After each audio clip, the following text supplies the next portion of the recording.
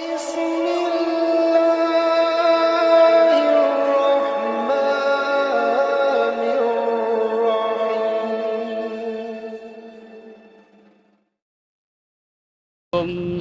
sore jelang berbuka puasa di Masjid Al-Muhajirin. Kali ini menu spesial bakso Pak Tanto untuk berbuka puasa. Ini para jemaah, baksonya Pak Tanto dibuka, Pak. Baksonya apa? Oh, belum apa. Oh, belum dicemplungkan. Belum dicemplungkan namanya. Bakso Pak Tanto. Waduh.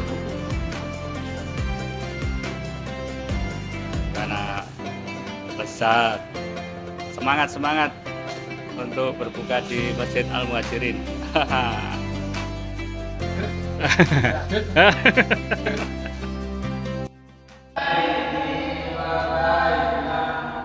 Pak Ustadz masih mengajari anak-anak untuk sholat sambil menunggu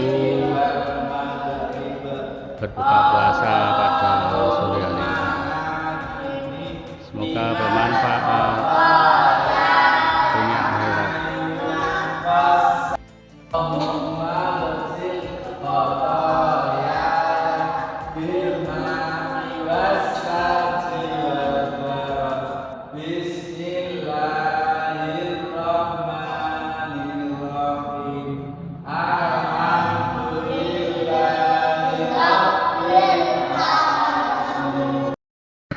Assalamualaikum warahmatullahi wabarakatuh. Diteruskan dengan pengajian Riyadhus Shalihin untuk menjelang waktu berbuka puasa.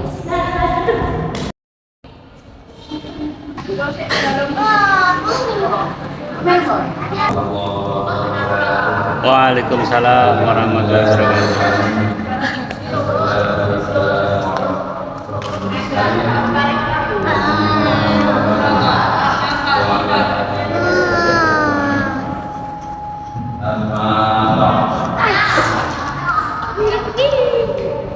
Jadi setelah saya akan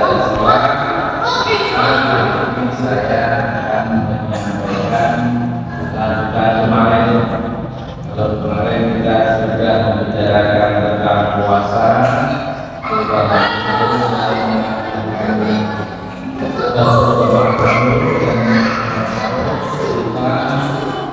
mempercepat atau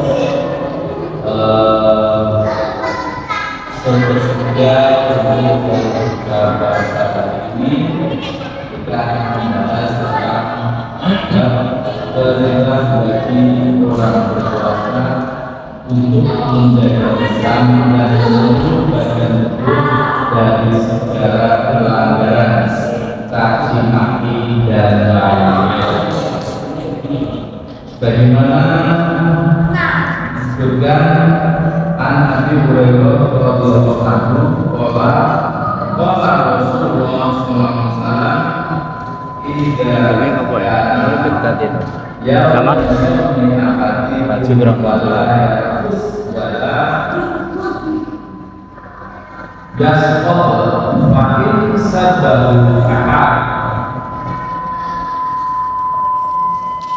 Gasa Nabi Hurairah radhiyallahu anhu qala Rasulullah sallallahu alaihi wasallam idza kana yaumul shaumi ahadikum fala yasud wala yasqam fa'in sabahu ahad Allah ta'ala fa yaqul inna shaqim mutafaqun alaih, yang artinya dari Abu Hurairah yang berkata Rasulullah bersabda, apabila seseorang di antara kalian berpuasa, jangan berkata-kata dan jangan berteriak-teriak.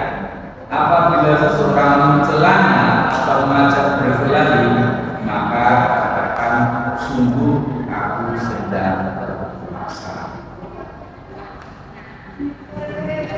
Penjelasannya ada seperti itu. sabda beliau, dan janganlah berteriak-teriak apabila seseorang mencelanya atau mengajak berkelahi.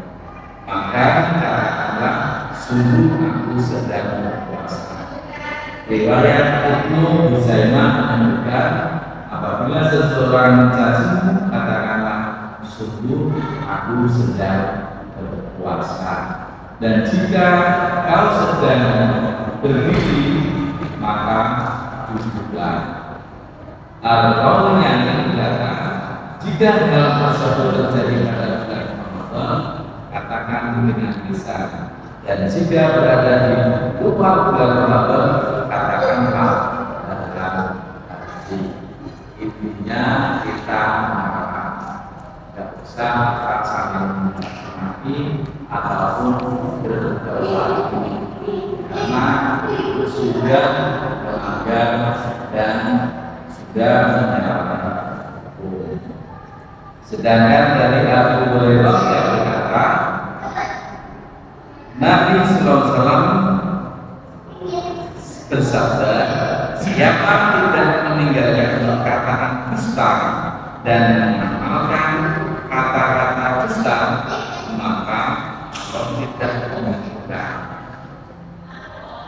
Maka Allah tidak menunjukkan dia dalam meninggalkan makanan dan minum. Disebutkan dalam riwayat lain, siapa tidak meninggalkan perkataan dusta, mengamalkan dusta dan tidak berbuat kufur. Nah, di sini adalah pernyataan dari perkataan dusta dan hal-hal yang lain disebut dalam hadis ini. Allah tidak ada menerima kuasa orang yang melakukan kata-kata dusta. Selanjutnya ada 4 menit, maka yang besar saya minta kepada bapak-bapak dari dan saudara-saudara sekalian sebentar ini waktu yang saja berupa berdoa mulai seperti kemarin beberapa kita dan setiap kita mengucapkan semua muslim mendoakan diri kita yang mendapatkan Amin. Amin.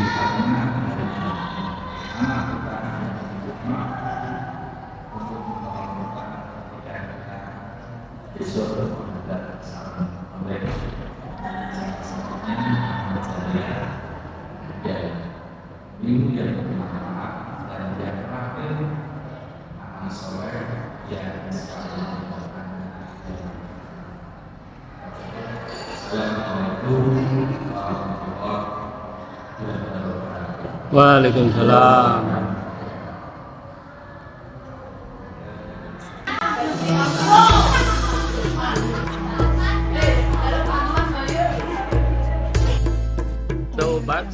Bakso.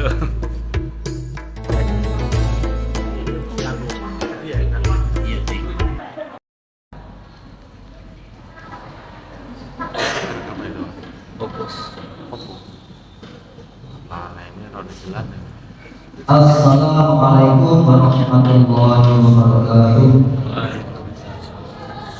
Alhamdulillahirabbil alamin wassalatu wassalamu ala asrofil anbiya'i wal mursalin nabiyina Muhammadin wa ala alihi wa sahbihi ajma'in.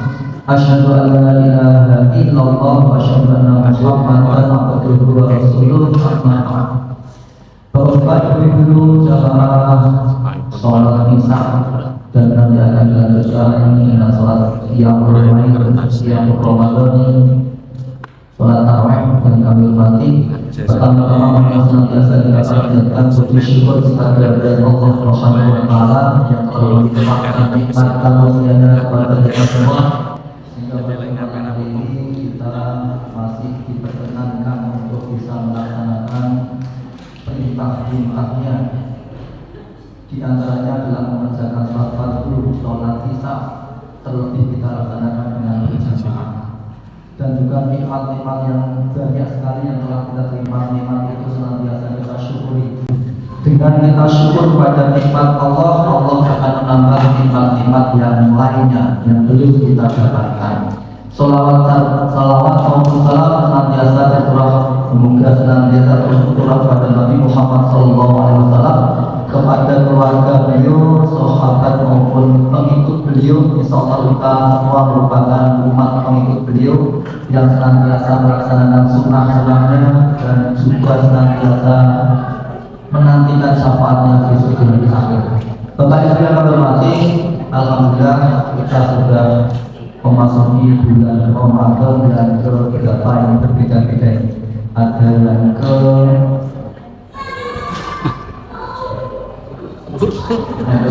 yang ataupun yang kelima, yang keenam. Bapak Ibu yang hormati, pada malam hari ini saya akan menyampaikan materi tentang tasawuf. Mari kita tasawuf itu adalah toleransi.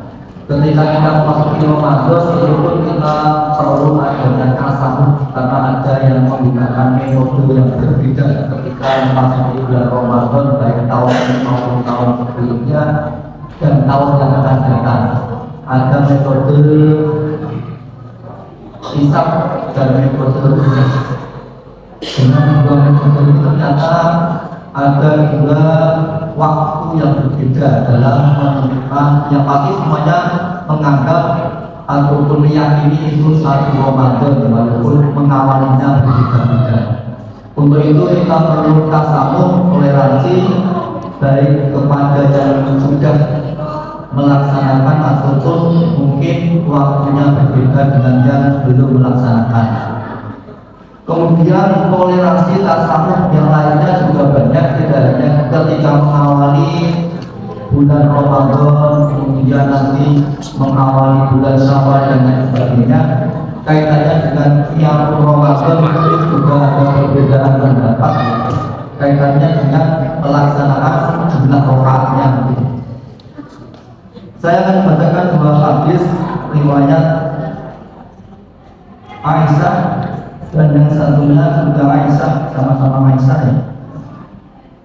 Qalat Aisyah kana Rasulullah sallallahu alaihi wasallam yusolli fi ma baina ayyafrohu in sholatil isya'i wa hiya allati yad'un nasu al-mata ilal fajri ihda asyrata rak'atan yusallimu ma baina kulli rak'ataini wa yutiru biwahidatin. Aisyah radhiyallahu anha berkata, pernah Rasulullah sallallahu alaihi wasallam sholat pada waktu antara Isya dan Zuhur yang dikenal orang dengan istilah qamah sebanyak 11 rakaat, yaitu beliau salam pada setiap 2 rakaat, beliau sholat witir 1 rakaat. Jadi Nabi pernah melaksanakan sholat qiyamul lail 2 rakaat salam, 2 rakaat salam, 2 rakaat salam, witirnya 1 rakaat dalam hadis ini. Kemudian dalam hadis yang lain, Aisyah ta'ina su'ilat an sholati Rasulillah sallallahu alaihi wasallam fi Ramadan. Qalat makana Rasulullah sallallahu alaihi wasallam yazidu fi Ramadan wala fi ghairihi ala 11 raka'atan yusalli arba'an fala tas'al an husnihinna wa tulihinna thumma yusalli arba'an fala tas'al an husnihinna wa tulihinna thumma yusalli salasan. Hadis yang lain ini juga diriwayatkan oleh Aisyah radhiyallahu anha, orang yang sama namun matanya berbeda. Jadi hak sanadnya itu berujung sampai ke Aisyah radhiyallahu anha, sama-sama berujung pada istri Nabi Muhammad sallallahu alaihi wasallam, namun matanya berbeda.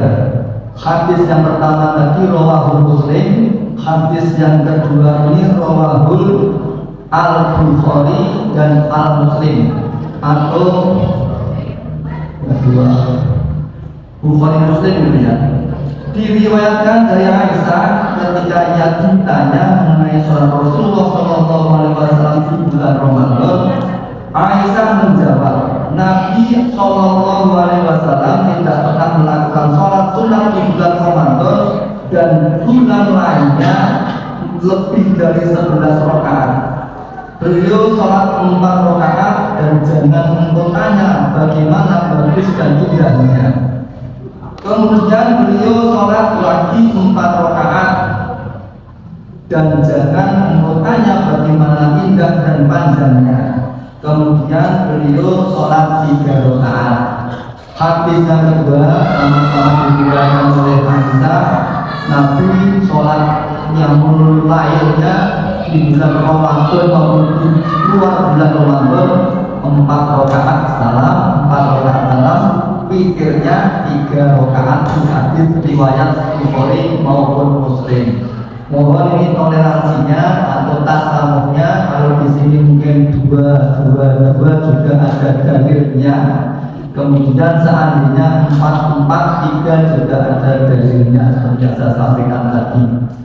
Kemudian kalau di Muhammadiyah hanya dari gerakan mulai tahun berapa tentang sholat iftitah.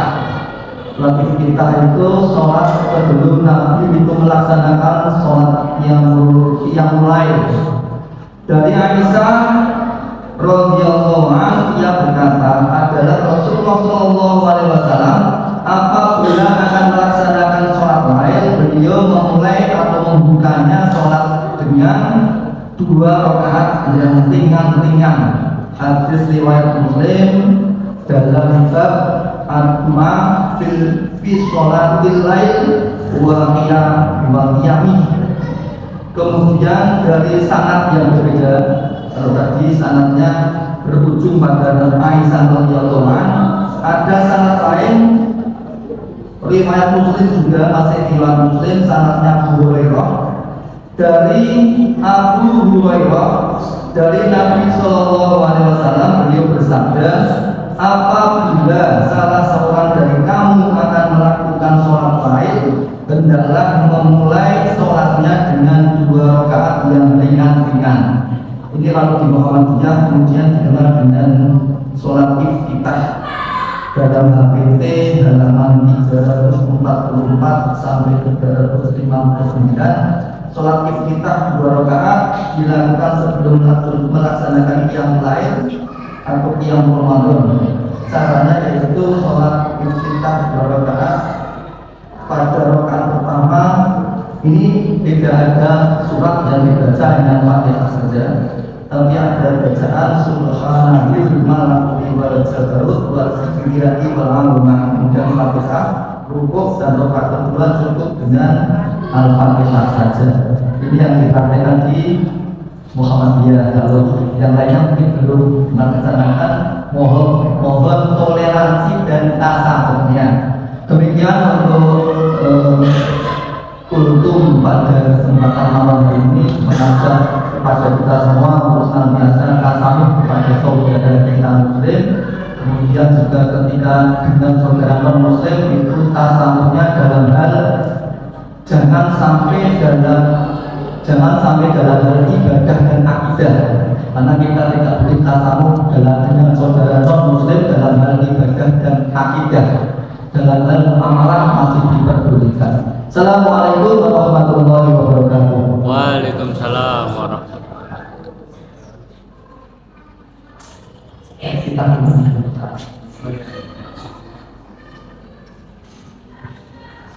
melarikan diri. Bukan.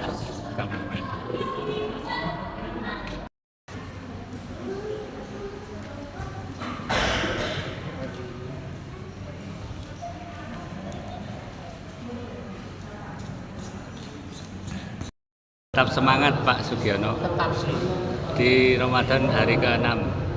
Hari ke-6. Bagaimana kesan-kesannya? Nikmat sekali. Amin, alhamdulillah. Bagaimana Pak Aso?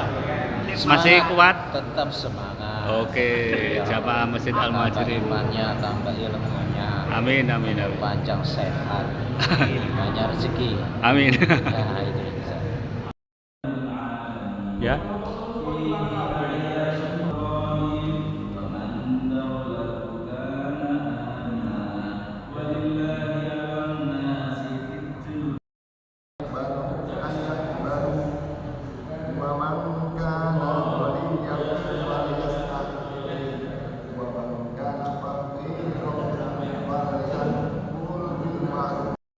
Sadaqallahul adzim.